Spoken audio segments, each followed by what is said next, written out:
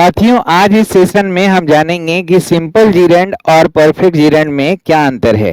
हम सिंपल जीरेंड का प्रयोग कब करते हैं और जहां हम सिंपल जीरेंड का प्रयोग करते हैं वहां परफेक्ट जीरेंड का भी प्रयोग कर सकते हैं क्या? क्या सिंपल जीरेंड का जो मीनिंग है, जो टाइम है, और परफेक्ट जीरेंड का जो टाइम है एक ही रहता है? क्या सिंपल जीरेंड का हम पैसिव वॉइस बना सकते हैं, क्योंकि ये नॉमिनल के साथ साथ वर्बल भी है? क्या हम परफेक्ट जीरेंड का भी पैसिव बना सकते हैं या नहीं बना सकते हैं? इन दोनों चीजों को देखेंगे। मैं वैसे बता दूं कि दोनों का पैसिव वॉइस बनाया जाता है क्योंकि वर्बल है, वर्ब जैसा है। जो भी नॉन फाइनाइट वर्ब होते हैं, चाहे इन्फिनेटिव है, अब इन्फिनेटिव में चाहे आप सिंपल इन्फिनेटिव की बात करें, कंटिन्यूअस इन्फिनेटिव की बात करें, परफेक्ट इन्फिनेटिव की बात करें, परफेक्ट कंटिन्यूअस इन्फिनेटिव की बात करें, ये सब बना तो वर्ब से ही है। ये वर्बल तो होगा ही, वर्बल मतलब वर्ब जैसा। इसके अलावा इन्फिनेटिव नाउन का भी काम करता है, यानी नॉमिनल भी है, एडजेक्टिवल भी है, एडवर्बियल भी है, यानी नाउन जैसा भी काम करता है, एडजेक्टिव जैसा भी काम करता है और एडवर्ब जैसा भी काम करता है। लेकिन जीरेंड जो होता है वो सिर्फ और सिर्फ नॉमिनल होता है, यानी कि ये सिर्फ नाउन जैसा काम करता है। लेकिन कहेंगे वर्बल, तो वर्बल तो होगा ही, वर्बल तो सारे नॉन फाइनाइट है क्योंकि सब वर्ब से ही तो बनता है। लेकिन जीरेंड जो है वो नॉमिनल होता है, यानी नाउन जैसा। और जो पार्टिसिपल होते हैं, जितना भी प्रेजेंट, पास्ट या परफेक्ट पार्टिसिपल, वो एडजेक्टिवल होते हैं, अर्थात एडजेक्टिव जैसा व्यवहार वो वाक्य में करता है। तो आज हम सिंपल जीरेंड और परफेक्ट जीरेंड दोनों के बारे में चर्चा करेंगे बहुत ही डिटेल में, साथ में इनके पैसिव को भी देखते हैं। देखिए, सबसे पहले दोनों में अंतर देखना है।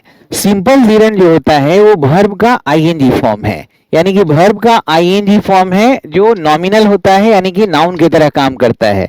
लेकिन इसका पैसिव कैसे बनेगा? आखिर ये है तो वर्ब ही ना, वर्ब जैसा ही तो है, वर्ब से ही तो बना है, इसलिए हम इसका पैसिव ही बनाते हैं। अब इनका जो हम यूज करते हैं, ये जैसे आईएनजी फॉर्म है वर्ब का, और ये जो है हैविंग प्लस V3, ये परफेक्ट पार्टिसिपल का स्ट्रक्चर है, फॉर्म है। तो ये भी जो है हमारा नॉमिनल है और वर्बल है, ये भी नॉमिनल है, वर्बल है।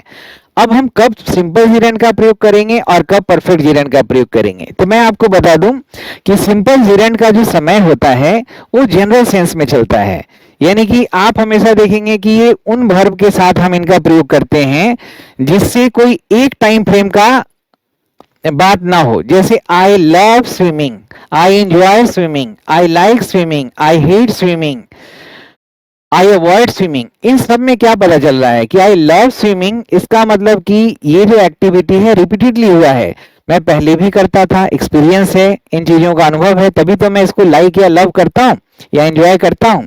आज भी करता हूं और आगे भी करूंगा, यानी प्रेजेंट, पास्ट, फ्यूचर तीनों में इसका टाइम जा सकता है। डिपेंड करता है कि किस कॉन्टेक्स्ट में वाक्य का मेन वर्ब कह रहा है। लेकिन रिस्ट्रिक्टेड, हम जब इसका प्रयोग करते हैं परफेक्ट जीरेंड का, तब इसका जो समय होगा वो वाक्य के मेन वर्ब के समय से हमेशा पहले होगा। यही दोनों में अंतर है।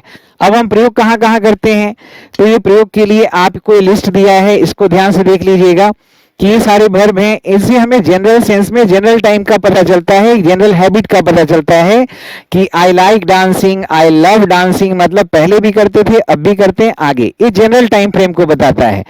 परफेक्ट तब हम यूज करेंगे जब हमें मेन वर्ब के टाइम से पहले इसको दिखाना है। अब ये प्रीपोजिशन, ये फ्रेज प्रीपोजिशन है, इनके बाद भी आप जीरेंड का ही प्रयोग करते हैं। आप जीरेंड लगाते हैं कि परफेक्ट जीरेंड, ये आपके ऊपर डिपेंड करता है। इन सब में अंतर मैं बता रहा हूं, कोई भी प्रीपोजिशन के बाद जीरेंड ही आता है। ये न्यूएंसेस को जानना होगा, ग्रामेटिकल न्यूएंसेस को, वरना कॉमन एरर में आप फंस जाएंगे। इसके अलावा कुछ ये एक्सप्रेशन है, जैसे it is no use of crying, it is no use crying, I can't help going there, this is worth visiting, What about doing this? I feel like sleeping। इन सब फ्रेजेस के बाद भी आप जीरेंड का प्रयोग करते हैं। साथ ही साथ ये जो डिटर्मिनर है, पॉजिटिव एडजेक्टिव या पॉजिटिव साइन, तो डिटर्मिनर के बाद क्या आता है? नाउन आता है। इनके बाद भी आप जीरेंड लगाते हैं। अब जरा यहाँ पे ध्यान से देखिए दोस्तों कि यहाँ पे हमने जीरेंड लगाया है और यहाँ पे परफेक्ट जीरेंड लगाया है। और यहाँ क्यों लगा, इसका कारण आपको पता है कि हम पॉजिटिव एडजेक्टिव के बाद नाउन लगाते हैं, डिटर्मिनर है, इसके बाद हम नाउन लगाते हैं। तो यहां भी नाउन हो गया और ये भी नाउन हो गया, लेकिन दोनों के मीनिंग में क्या अंतर है? तो आप देखिए, I appreciate your helping me. अब इसका कोई अपना एक जनरल हैबिट बताता है, जनरल टाइम बताता है। तो ये भी हो सकता है कि मैं आपकी प्रशंसा करता हूं क्योंकि आपकी आदत है, हमेशा मेरी मदद करते हैं, पहले भी करते थे, अब भी करते हैं, आगे भी करेंगे। ठीक है।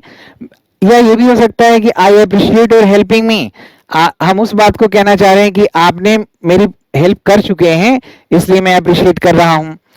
ये भी हो सकता है कि मैं अप्रिशिएट कर रहा हूं क्योंकि आप अभी मुझे हेल्प कर रहे हैं। इसका टाइम जो है वही इसका टाइम हो सकता है, जो इसका टाइम है उसके पहले भी हो सकता है।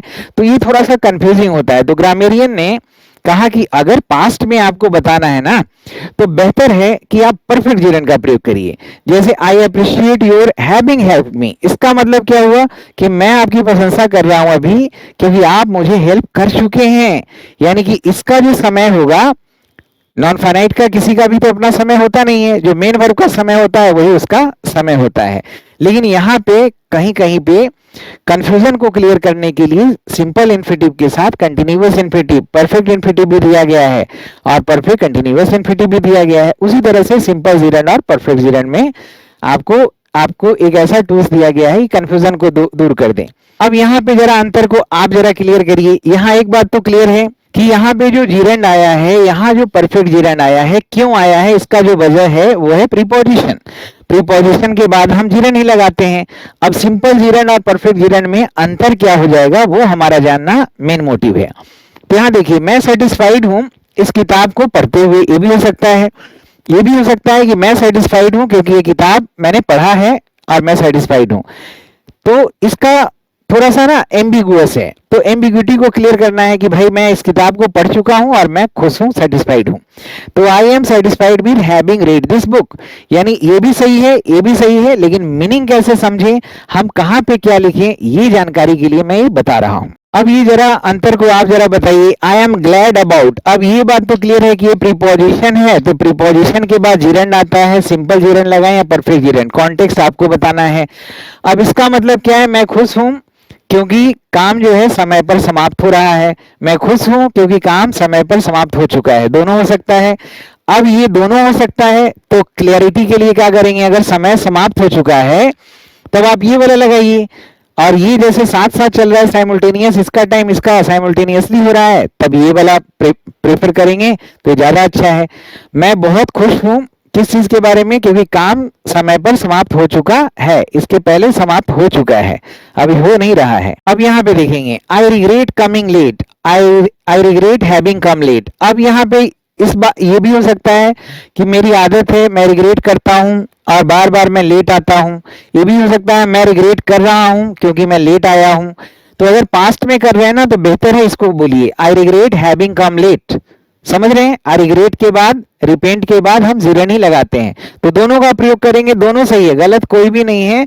लेकिन ये कॉन्टेक्चुअली आपको टाइम क्लियर करना है कि इस मेन वर्ब के टाइम से पहले हुआ है, तो दिस परफेक्ट जीरेंड इज प्रेफरेबल। अब बच्चों यहाँ पे भी देखिए, यहाँ एक बात तो क्लियर हो गया कि हमने जीरेंड लगाया है प्रीपोजिशन की वजह से, आप चाहे सिंपल लगाए या परफेक्ट जीरेंड लगाए। अब ये दोनों में अंतर क्या है, इसका मतलब ये हो सकता है कि मुझे दंडित किया जाता है क्योंकि मेरी आदत है चीटिंग करना, और ये भी हो सकता है कि मुझे दंडित किया जाता है क्योंकि मैं चीटिंग कर रहा हूं।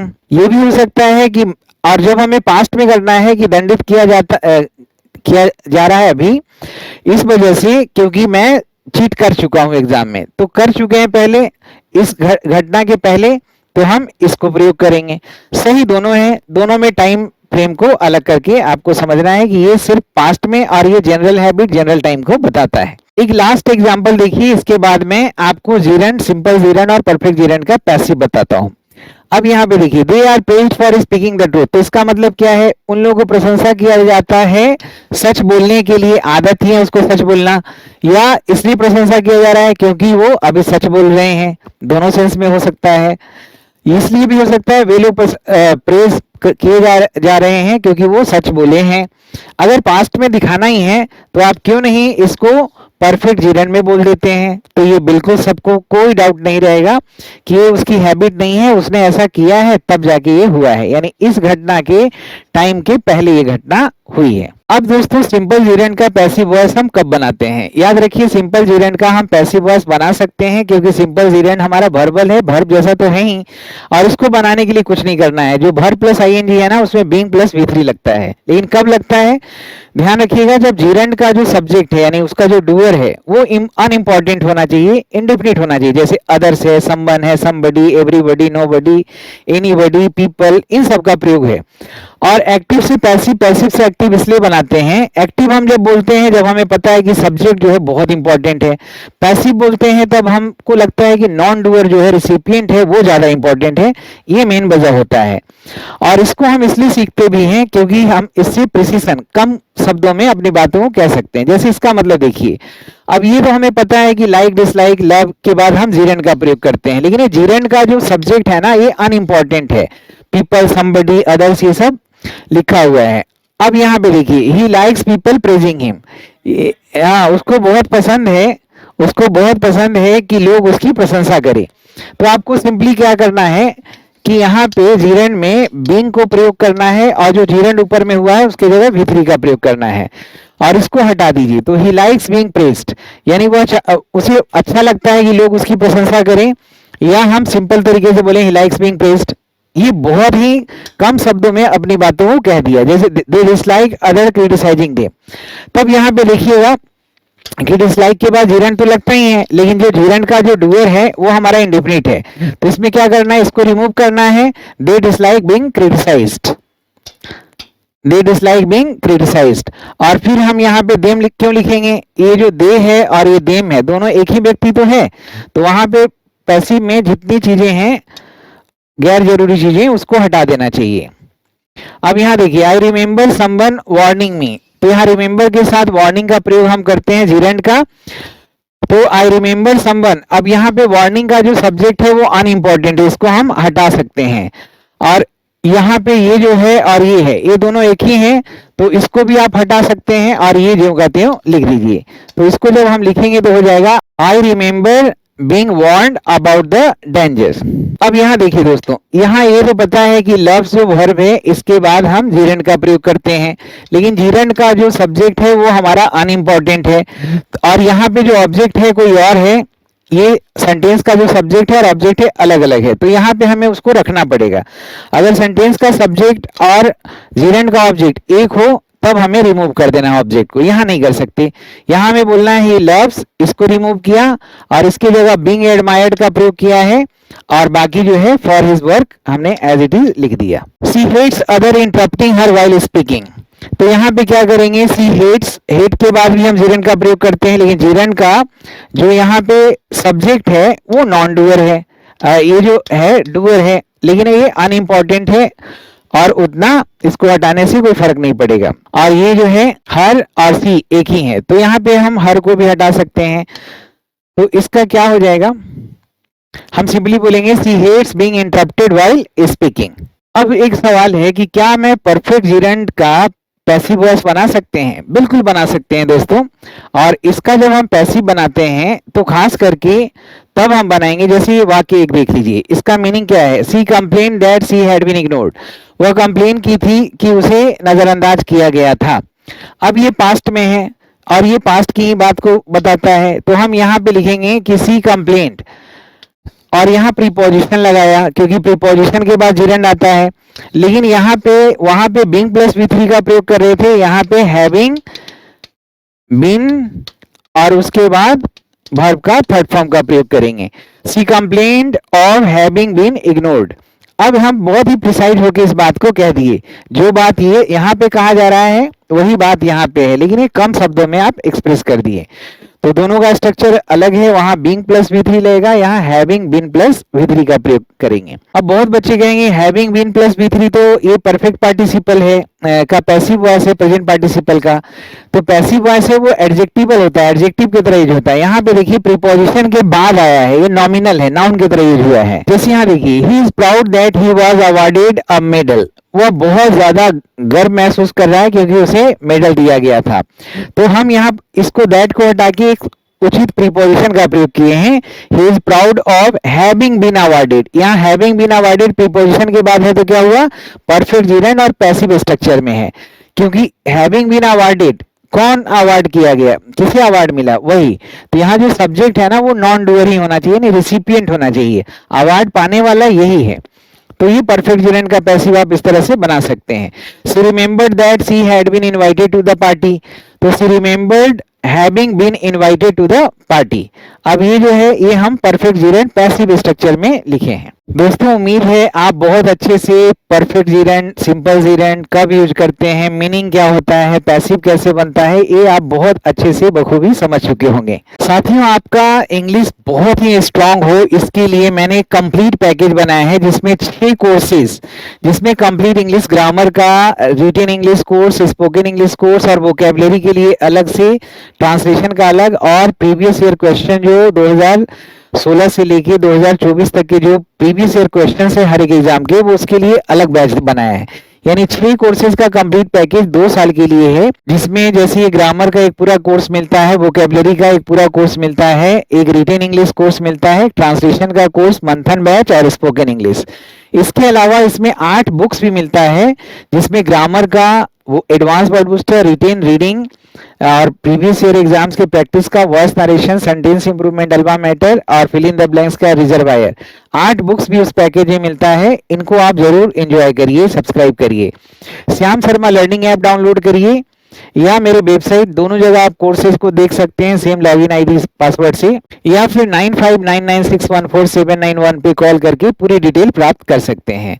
साथियों आप घर बैठे आप पेन ड्राइव कोर्स भी मंगा के इन सारे कोर्सेज और बुक्स का फायदा उठा सकते हैं। ये सारे बुक्स और कोर्सेज सब आपको मिल जाएगा। साथियों खास करके इंग्लिश ग्रामर की जो किताब है ना, हिंदुस्तान में ऐसी किताब अभी तक बिल्कुल नहीं आई है जो इतना डिटेल में और बाइलिंगुअल हिंदी इंग्लिश दोनों में, जहां एक एक वर्ड का भी हिंदी है और जो क्लिस्ट एग्जाम्पल है उसका भी हिंदी एक्सप्लेन किया हुआ है, और चैप्टर वाइज प्रैक्टिस है, और प्रैक्टिस में हर क्वेश्चन में वोकैबुलरी पिरोया हुआ है, और प्रैक्टिस के बाद हर प्रीवियस ईयर क्वेश्चन के पूछे गए रीडी रिकॉर्डर को भी चैप्टर वाइज दिया गया है।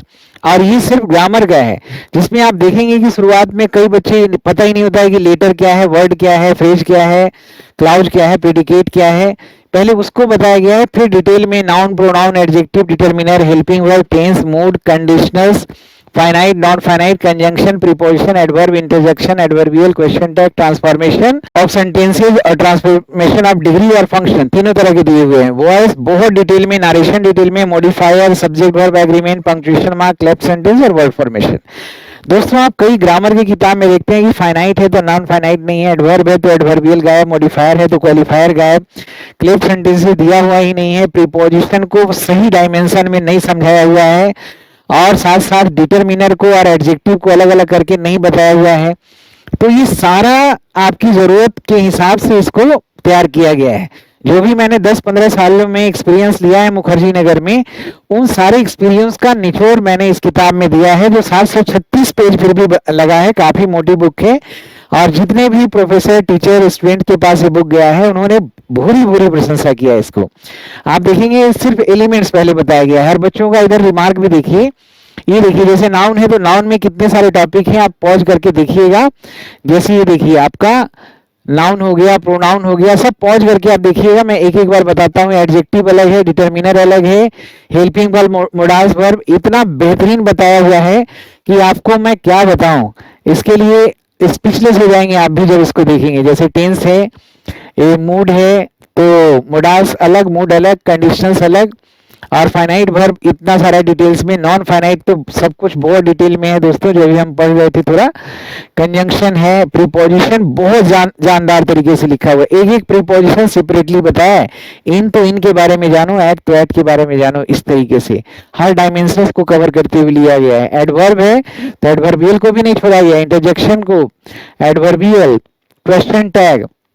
क्वेश्चन टैग पढ़ते हैं तो कई बार सिंपल सेंटेंस का क्वेश्चन टैग पढ़ते हैं, लेकिन हम सबऑर्डिनेट क्लाउज का हम बना ही नहीं पाते, कोऑर्डिनेटिंग जो सेंटेंसेस होता है उसका नहीं बनाते, कॉम्प्लेक्स का नहीं बनाते, तो सब कुछ दिया गया है। ट्रांसफॉर्मेशन सेंटेंस वाइज और फंक्शन वाइज दोनों, इंटरचेंज ऑफ डिग्री है, वॉइस देखिए कितना डिटेल में है। आप देखेंगे टेंस का अलग है, मोडास का अलग है, इंपरेटिव का अलग है, सब्जेक्टिव मूड का अलग है, कंडीशनल का अलग, क्वोजेटिव का अलग, सिंपल इंफिनिटिव, परफेक्ट इंफिनिटिव, जीरेंड का, परफेक्ट पार्टिसिपल का, quasi passive, theme based exercise है, प्रीवियस ईयर क्वेश्चन से उठा के दिया हुआ है। नरेशन आप देखेंगे, मॉडिफायर्स देखेंगे, सब्जेक्ट वर्ब एग्रीमेंट है, पंक्चुएशन मार्क्स भी दिया गया है, क्लेप्ट सेंटेंस भी दिया गया है दोस्तों, और वर्ड फॉर्मेशन, इनफ्लेक्शनल, डेरिवेशनल सब दिया हुआ है। और बाकी तो आपका जो एडवांस वर्ड बूस्टर है वो कैप्स का है। ये सिर्फ और सिर्फ जो है, ये जो सिर्फ और सिर्फ है सिर्फ ग्रामर का है। तो आप इन्हीं पे आप देखिए, ये जो ऐप है इसको डाउनलोड करिए, वेबसाइट पे जाइए या इस नंबर पे संपर्क करिए। बाकी मैं वेबसाइट का, ऐप का और इस बुक का लिंक मैं कमेंट बॉक्स में भी दे दूंगा ताकि आपको आसानी हो कांटेक्ट करना। अपना ख्याल रखेंगे, हंसते रहेंगे, मुस्कुराते रहेंगे, फिर जल्दी मिलेंगे। तब तक के लिए नमस्कार, जय हिंद, जय भारत।